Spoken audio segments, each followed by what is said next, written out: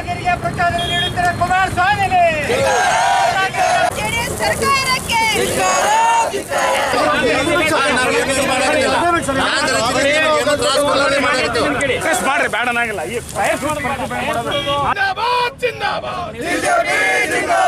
ಮೊನ್ನೆ ನಡೀತಕ್ಕಂಥ ಬೆಂಗಳೂರಿನಲ್ಲಿ ನಮ್ಮ ರಾಜ್ಯಾಧ್ಯಕ್ಷರು ಸನ್ಮಾನ್ಯ ಮಾಜಿ ಮುಖ್ಯಮಂತ್ರಿಗಳು स्वागत है आपका बी न्यूज नेशन में। मैं हूं आबिद हुसैन शेख। बीजापुर में भाजपा का सीएम कुमारस्वामी पर आक्रोश। येडियुरप्पा के कल घर का घेराव, सरकार के खिलाफ सत्ता के खेल का आरोप लगाने पर बीजेपी राज्य अध्यक्ष येडियुरप्पा के समर्थन में आज राज्य की जेडीएस कांग्रेस साझा सरकार के खिलाफ बीजेपी कार्यकर्ताओं ने मोर्चा खोलते हुए मुख्यमंत्री कुमारस्वामी पर डराने, धमकाने और सत्ता बचाने के आरोप लगाते हुए पहले 6 करोड़ जनता का दिल जीते, वरना आने वाले दिनों में इसका परिणाम झेलना होगा, जैसे गंभीर आरोप लगाते हुए बीजेपी वरिष्ठ नेता विजय कुमार पाटिल ने की। इसी दौरान टायर जलाकर अपना आक्रोश जता रहे प्रदर्शनकारियों और पुलिस के बीच पर्यावरण सुरक्षा की दृष्टि को लेकर कहा सुनी हुई पुलिस अधिकारियों और प्रदर्शनकारियों में।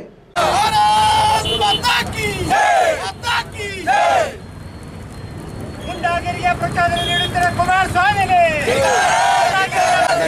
ಪವಿತ್ರ ಮೈತ್ರಿ ಸರ್ಕಾರಕ್ಕೆ ಕಾಂಗ್ರೆಸ್ ಸರ್ಕಾರಕ್ಕೆ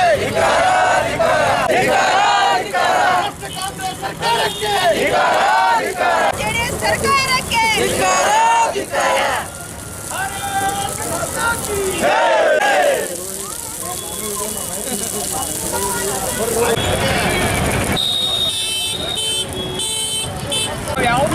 ಯಾವುದೇ ರೀತಿ ಒಂದು ಅಸಹ್ಯ ಪಡ್ತಕ್ಕಂಥ ಒಂದು ನಾವು ಬಹಳ ದೊಡ್ಡ ಸಂಖ್ಯೆಯಲ್ಲಿ ನಾವು ಇವತ್ತು ಮಾಡಬೇಕಾಗಿತ್ತು.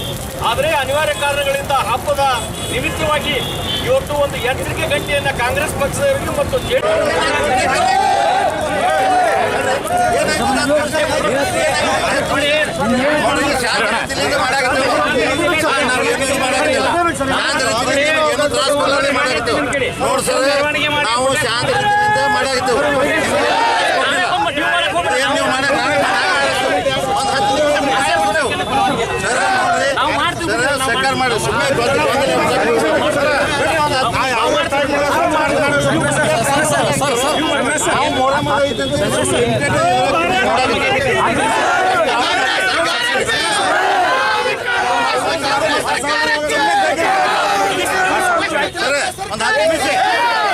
ಪ್ರೊಟೆಸ್ಟ್ ಮಾಡ್ರಿ, ಬೇಡನಾಗಿಲ್ಲ. ಈ ಮಾತು ಕರೆಕ್ಟ್.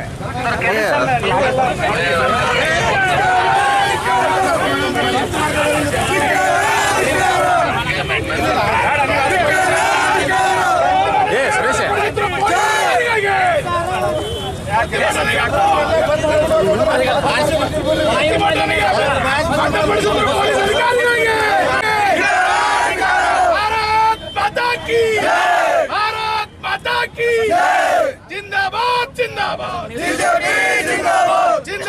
जिंदाबाद जिंदाबाद भ्रष्ट सम्मिश्र सरकारಕ್ಕೆ भ्रष्ट सम्मिश्र सरकारಕ್ಕೆ मैत्री सरकारಕ್ಕೆ पवित्र मैत्री सरकारಕ್ಕೆ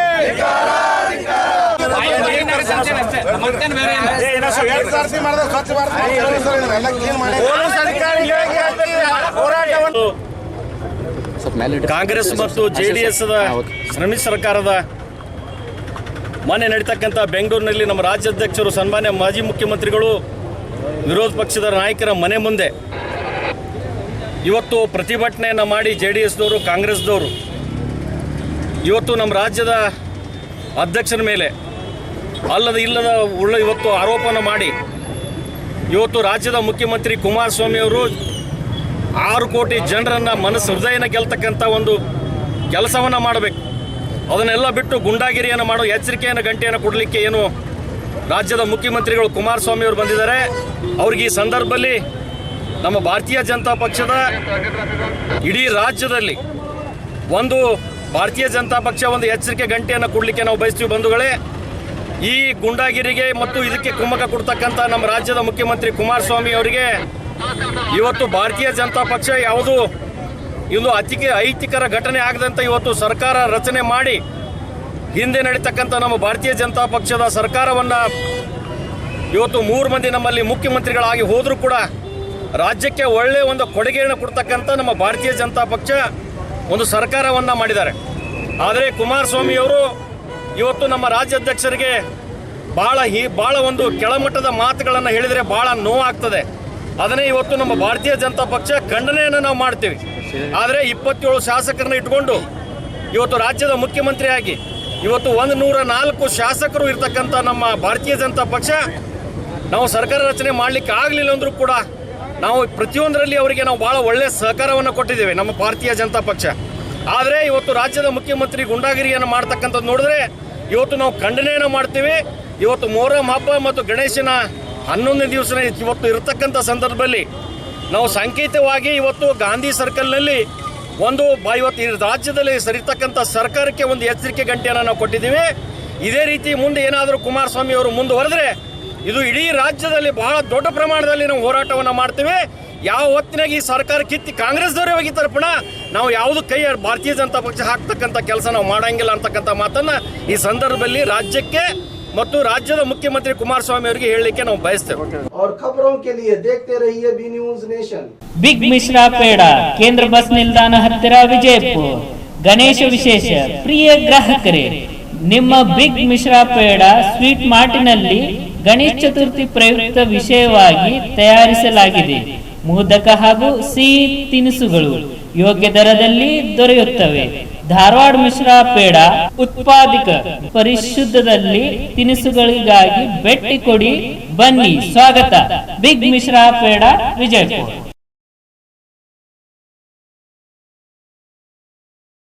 बी न्यूज नेशन के लेटेस्ट न्यूज़ों को अपने मोबाइल में देखने के लिए यूट्यूब में बी न्यूज नेशन के चैनल के सब्सक्राइब आइकॉन को दबाएं और फिर बेल आइकॉन को दबाने पर आप लेटेस्ट न्यूज़ों को देख सकते हैं।